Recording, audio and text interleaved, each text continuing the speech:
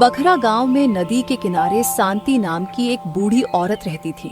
कुछ साल पहले तक वो लोगों के घर जाकर झाड़ू बर्तन करके पैसे कमाती थी, लेकिन अब उम्र के बोझ से लाचार होकर उसे काम छोड़ना पड़ा। उसकी 2 बेटियां थीं, ममता और सोना। दोनों बेटियों का विवाह एक ही गांव में हुआ था, जो नदी के किनारे बसता था। ममता एक बहुत ही अच्छी और समझदार लड़की थी, जबकि सोना बहुत ही खरुश और निर्दय किस्म की लड़की थी। हमेशा अक्कड़ से भड़ी रहती थी। ममता जितना शरीफ और भोली थी, सोना उतना ही कंजूस, लालची और अपने सुंदरता पर घमंड करने वाली लड़की थी। सोना ममता की छोटी बहन थी, लेकिन वह हमेशा ममता के साथ दुर्व्यवहार किया करती थी। उसका दैनिक जीवन पे मजाक उड़ाया करती थी। सोना का विवाह एक अमीर व्यापारी से हुआ था। ममता के पति बहुत बीमार रहते थे और इसका बेटा भी बहुत छोटा था, इसलिए ममता अपने जीवन यापन के लिए दूसरों के घर जाकर झाड़ू बर्तन किया करती थी और उसी पैसों से अपने पति की दवाइयां और अपने बेटे को एक वक्त का खाना दे पाती थी। एक दिन की बात है, सोना के घर उसके पति के कुछ दोस्त आने वाले थे, इसलिए सोना के पास कामों का पहाड़ था। आज तो बहुत काम है, मैं अकेले कैसे करूंगी ये सब। अजी सुनते हो, मैं इतना सारा खाना अकेले कैसे बनाऊंगी? कोई काम वाली को रख लेते तो अच्छा रहता। इतना जल्दी कोई नहीं आएगा, तुम आराम आराम से सब काम कर लो। सोना अंदर ही अंदर गुस्सा हो रही थी। अब मैं क्या करूं? अरे हाँ, मेरे दिमाग में ये पहले क्यों नहीं आया। मेरी बड़ी बहन, वो किस दिन काम आएगी? वैसे भी वो कोई नौकरानी से कम है क्या? इसके बाद सोना ममता के घर के तरफ चल देती है। अरे वो दीदी कहाँ हो? आज से तुम मेरे यहाँ ही काम करने आ जाना। वैसे भी किसी दूसरे के यहाँ जाती हो, इससे अच्छा मेरे यहाँ ही आ जाना। लोग जो तुम्हारे ऊपर 4 बात जो बनाते हैं, वो भी नहीं बनाएंगे। ठीक है, मैं कल से आ जाऊंगी। कल से क्यों? अभी चलो। लेकिन अभी कैसे? शाम होने वाली है, मुझे सोनू और उसके पापा के लिए खाना बनाना है। अच्छा ठीक है, तुम चलो, मैं काम निपटाकर जल्दी आती हूँ। ममता जल्दी जल्दी अपने घर का काम खत्म करके सोना के यहाँ चली जाती है।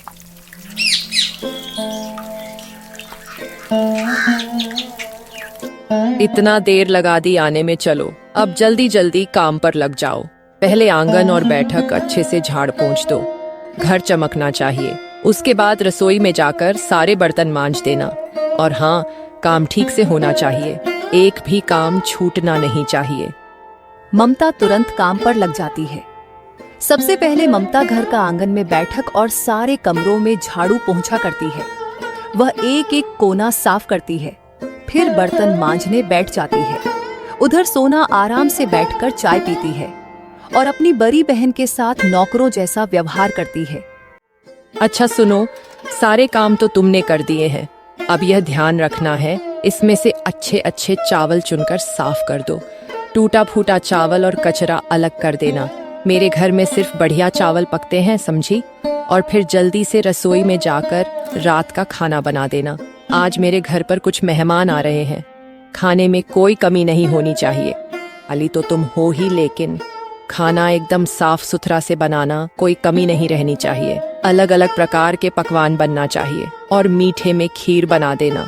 ममता चुपचाप बैठकर चावल साफ करती है, फिर रसोई में जाकर खाना बनाने लगती है। वो अपने मन में सोच ही रही होती है कि सोना ने कहा था कि वो पैसे तो देगी ही, पर रोज के काम के बदले अगर खाना बच जाएगा तो वो भी मुझे मिल जाएगा। ममता सोच रही थी, इन चावलों में से उसे भी थोड़ा मिलेगा। जैसा तुमने कहा था, मैंने अच्छे चावल और टूटे हुए कंकड़ वाले चावल दोनों अलग अलग कर दिए हैं, तुम देख लो। सारे काम निपटाने के बाद ममता घर जाने लगती है।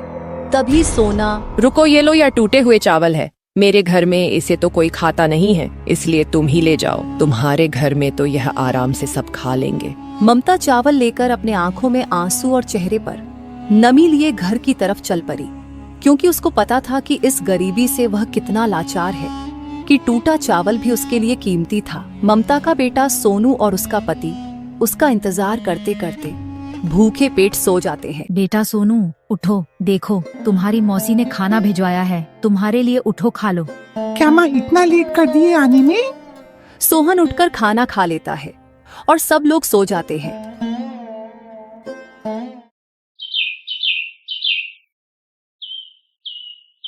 फिर अगली सुबह वही सिलसिला शुरू हो जाता है। आज जल्दी आ गई हो दीदी, घर में कुछ काम नहीं था क्या, या कुछ था ही नहीं बनाने के लिए? नहीं, आज जल्दी काम हो गया था इसलिए जल्दी आ गई हूँ। हाँ ठीक है, अपने काम पर लग जाओ। ममता फिर से अपने काम पर लग जाती है।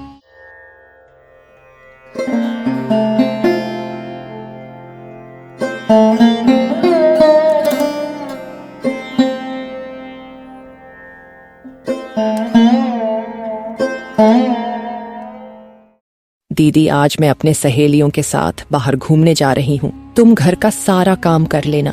सुनील आएंगे तो उनको खाना खिला देना समय से, मुझे आने में देर हो जाएगी।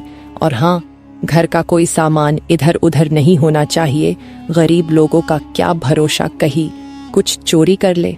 नहीं बहन, तुम बेफिक्र होकर जाओ, तुम्हारे घर से कुछ चोरी नहीं होगा। हाँ ठीक है ठीक है। सोना सज धज के अपने सहेलियों के साथ घूमने के लिए निकल पड़ती है। सोना के जाते ही उसका पति सुनील घर आता है। सोना कहाँ हो? बहुत जोरों की भूख लगी है, खाना लेकर आओ। यह कहकर सुनील अपने रूम में चला जाता है। ममता सुनील के लिए खाना लेकर आती है। छोटी घर पर नहीं है, वो अपने सहेलियों के साथ घूमने गई है। अच्छा तो तुम हो, इधर लेकर आओ खाना। ममता सुनील के पास खाना लेकर जाती है। सुनील ममता को गलत तरीकों से छूने लगता है। तुम्हारा पति तो कभी तुम्हें खुश नहीं रख पाया, तुम्हें दूसरों के यहाँ जाकर काम करना पड़ता है। चलो आज से तुम मेरा सेवा करना, मैं तुम्हें खुश रखूंगा और दूसरों के यहाँ काम करना नहीं पड़ेगा। नहीं, आप गलत समझ रहे हैं। छोटी बोलकर गई थी कि आप आएंगे तो आपको खाना खिला दूं। ये सब छोड़ो, तुम मेरे पास आओ। सुनील ममता के साथ जबरदस्ती करने लगता है। उतना में ही सोना आ जाती है और दरवाजे पर खड़ा होकर सब देख रही थी। सुनील सोना को आते हुए पहले ही देख लेता है।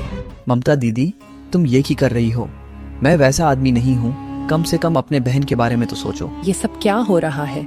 देखो, तुम्हारी बहन मेरे साथ जबरदस्ती कर रही है। नहीं छोटी, मैं ऐसा क्यों करूंगी? ये मेरे साथ जबरदस्ती कर रहे हैं। तुम मेरे पति पर इतना बड़ा इल्जाम कैसे लगा सकती हो? मैं तुम जैसे लालची और गरीब औरत को अच्छी तरह जानती हूँ। तुम एक नंबर की बदचलन औरत हो। एक तो तुम काली हो, तुम जैसी काली औरत को कोई आंख उठाकर भी न देखे। अभी के अभी मेरे घर से निकलो, बेशर्म औरत। सोना ममता को अपने घर से निकाल देती है और उसे पूरे गांव के सामने जलील करती है। ये सब सुनकर गांव वाले उसको भला बुरा कहने लगते हैं। ममता रोते रोते जंगल की तरफ चल पड़ती है। आज वह जान गई थी कि उसकी बहन के अंदर इंसानियत नाम की चीज ही नहीं है। रोते रोते ठोकरें खाती ममता जब जंगल के रास्ते से गुजर रही थी, तभी उसकी नजर उस पुराने मंदिर पर पड़ी। गांव वालों का कहना था कि जिसने भी उस मंदिर में माँ देवी से सच्चे मन से कुछ मांगा, उसे कभी खाली हाथ नहीं लौटना पड़ा। उस मंदिर की रक्षा खुद माँ काली करती है और कभी भी किसी को निराश नहीं करती है। हे माँ काली, आज मैं आपके चरणों में आई हूँ। आप भी एक औरत हो माँ, अब मेरे अंदर बर्दाश्त करने की क्षमता नहीं है। हे माँ, आप तो सब जानती है, आज मैं आपके चरणों में आखिरी बार आई हूँ। अब मुझसे यह गरीबी, यह बेबसी नहीं सही जाती। हर रोज अपमान झेलते झेलते मेरा दिल पत्थर हो गया है। अगर आपको सच में दया आती है तो मुझे यहीं मृत्यु दे दीजिए, ताकि मेरा जीवन यहीं खत्म हो जाए। मेरा बच्चा अब और मेरी आंखों के आंसू ना देखे। आज भी वो मासूम मेरा इंतजार कर रहा होगा। क्या जवाब दूंगी अपने पति और बच्चे को? ममता का हर शब्द माँ देवी के कानों तक पहुँचा। उनकी आंखों में भी मानो करुणा उतर आई थी। ममता रोते रोते वहाँ से जा ही रही थी, तभी अचानक माँ देवी के चारों ओर एक तेज रोशनी फैलने लगी, मानो उन्होंने ममता को आशीर्वाद दिया हो। ममता जैसे ही अपने घर के बाहर पहुंचती है, उसका बेटा दरवाजे पर बैठा उसका इंतजार कर रहा था। उसकी आंखों में चमक और चेहरे पर मासूम उम्मीद थी। माँ तुम आ गई, देखो ना मैं कब से तुम्हारा इंतजार कर रहा था। माँ तुम्हारे माथे पर ये कैसा चोट है? तुम ठीक तो हो ना? ममता कैसे कैसे करके अपने आंसू को सोनू से छुपाती है। बेटा, मैं तुम्हारे लिए प्रसाद लेने गई थी। ममता कांपते हाथों से अपने पल्लू से प्रसाद निकालकर सोनू को खिला देती है। ममता सोनू को प्रसाद खिलाकर रसोई में जैसे ही जाती है, वहां का दृश्य देखकर उसका आंख फटा का फटा ही रह जाता है। ममता समझ ही नहीं पा रही थी कि ये सब कैसे हुआ। उसका पूरा रसोई अनाज और सोने चांदी से भरा हुआ था। इतना ही नहीं, उसका पति जो इतना दिन से बीमार पड़ा था, उसमें में एक नई ऊर्जा आ गई और वह चलने फिरने लगा। अरे, आप ठीक हो गए, ये कैसा चमत्कार है। हाँ ममता, मैं बिल्कुल ठीक हो गया। देखो, मैं पहले की तरह चल फिर सकता हूँ। ये इतना सारा सोना चांदी कहाँ से आया? सब माँ काली की कृपा है, उन्होंने मेरी पुकार सुन ली। धन्यवाद माँ। कुछ दिन बाद ही रामू का एक बड़ा आलीशान घर बनके तैयार हो जाता। उधर सुनील को बेईमानी की वजह से उसका व्यापार डूब गया और जो भी बचा था सब बेच दिया। गरीबी में दोनों अपना जीवन व्यतीत करने लगे। इधर ममता अपने परिवार के साथ खुशी खुशी रहने लगी।